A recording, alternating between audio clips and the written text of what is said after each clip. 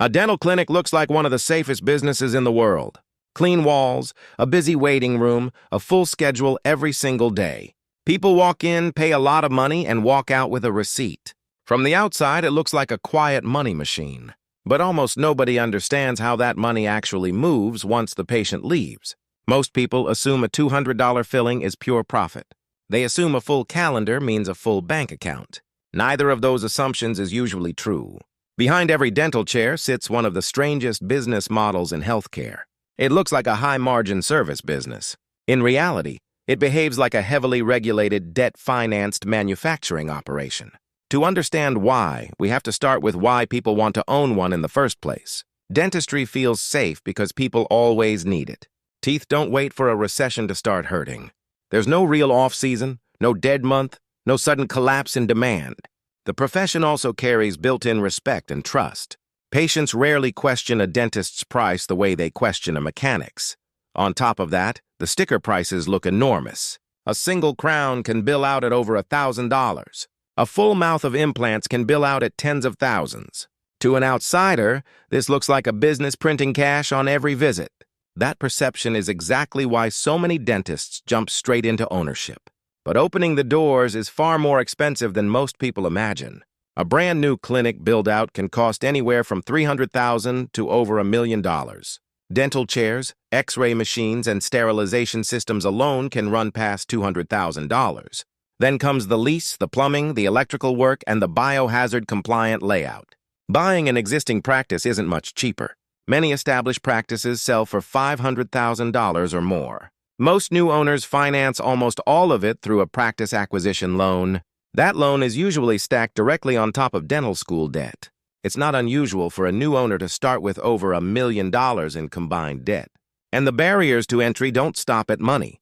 A dentist needs years of schooling and a state license just to practice. Then they need separate approval to bill through dental insurance networks. Getting accepted onto a PPO panel can take months of paperwork. Zoning laws, radiation permits, and biohazard disposal rules all have to be met before day one. This is not a business you can start on a weekend.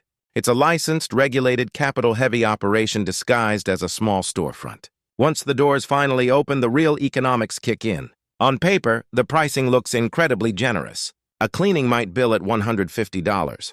A crown might bill at over $1,000. But billed price and collected price are almost never the same number. Most patients come in through insurance, especially PPO plans.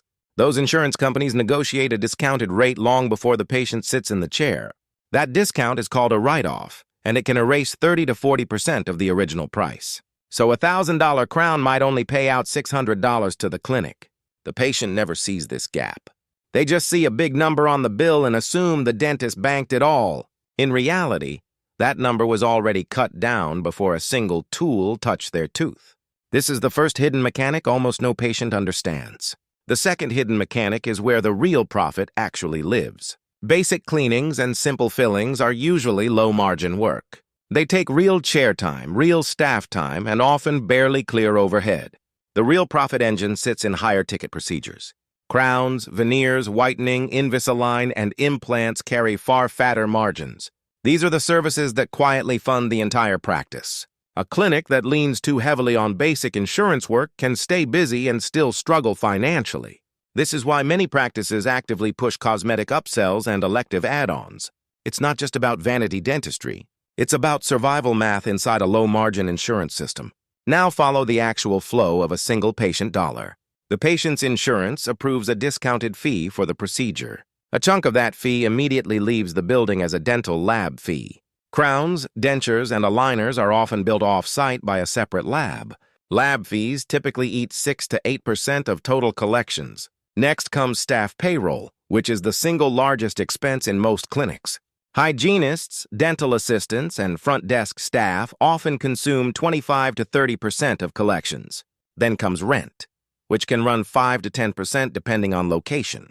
Add in dental supplies, sterilization materials, and disposable tools for every single patient. Add in specialized malpractice insurance, which dentistry requires by law. Add in practice management software subscriptions just to run the schedule and billing. Stack all of this together, and total overhead often lands between 60 and 65% of collections. That means out of every dollar billed, over half is already gone before profit even begins. This is the part almost no patient ever sees or considers. They see a large invoice and assume most of it is pure margin. The dentist sees a large invoice and immediately mentally subtracts overhead, lab fees, and debt payments. Two completely different realities exist inside the exact same piece of paper. And overhead isn't even the full story. There are hidden costs that never show up on a simple spreadsheet. Every dental practice loses money to broken equipment and unexpected repairs. An X-ray sensor or sterilization autoclave can fail without warning. Every practice loses money to no-show patients who leave a chair empty and unpaid. Every practice loses money waiting for insurance reimbursements, which can take 30 to 60 days to arrive. That delay creates a cash flow gap even in a fully booked practice. Staff turnover is another hidden drain, since training a new hygienist takes time and money. Redo work from failed crowns or bridges quietly eats into profit with no extra billing allowed. Marketing to attract new patients isn't cheap either. Acquiring one new patient can cost anywhere from $150 to $400. And that's before that patient has generated a single dollar of revenue. None of these costs are visible to someone sitting in the waiting room. They only become visible on the practice's internal financial statements. This is why a fully booked schedule can still hide a barely profitable business. Being busy and being profitable are not the same thing in dentistry. A dentist can see 20 patients a day and still struggle to pay next month's loan. That paradox confuses almost everyone outside the industry. It also explains why so many practice owners feel exhausted instead of wealthy. Beyond the day-to-day costs, there are deeper structural risks hiding underneath the business. Insurance dependency is one of the biggest. When a clinic relies heavily on PPO patients, the insurance company controls the real price, not the dentist. If a payer decides to cut reimbursement rates, the clinic's margin shrinks instantly. The dentist has almost no power to negotiate that decision alone. Competition is another growing risk. Large corporate dental groups, often called DSOs, have been buying up independent practices at scale.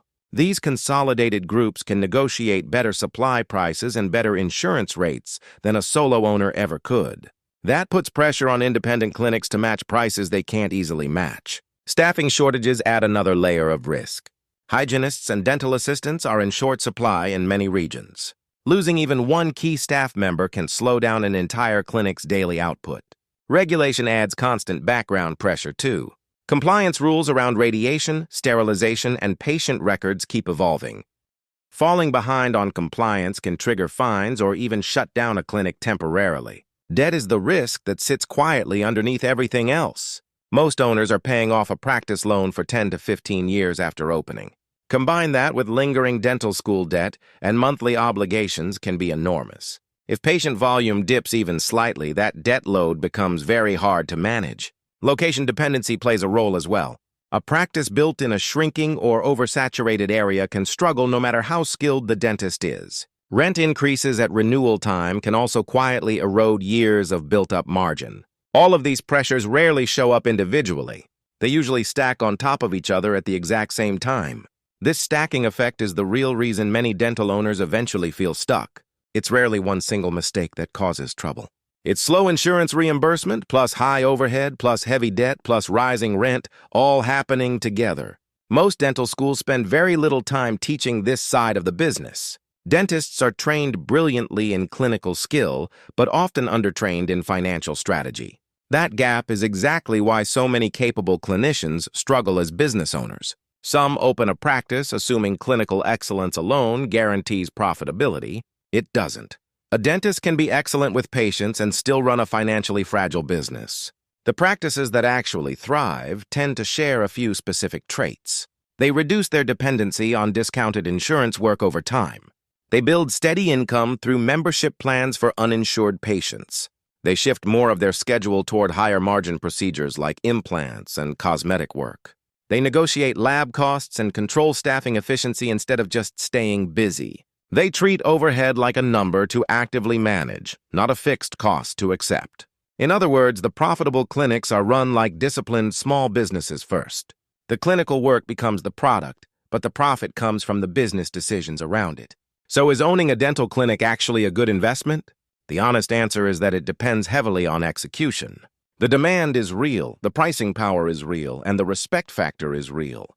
But the margins are thinner than they look, and the debt load is heavier than most expect. A well-run clinic in the right location with strong management can be genuinely profitable for decades. A poorly managed clinic can look busy on the surface while barely surviving underneath. The difference almost never comes down to talent with a drill. It comes down to how well the owner understands cash flow, overhead, and insurance leverage. Exact numbers shift depending on the country, the city, and even the specific insurance mix in that region. They also shift based on operator skill, local competition, and supplier relationships.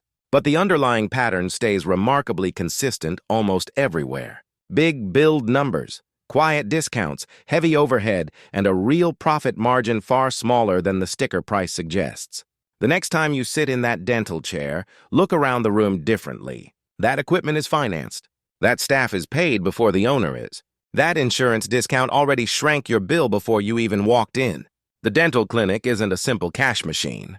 It's a tightly balanced business, built on debt, discipline, and a very thin margin for error.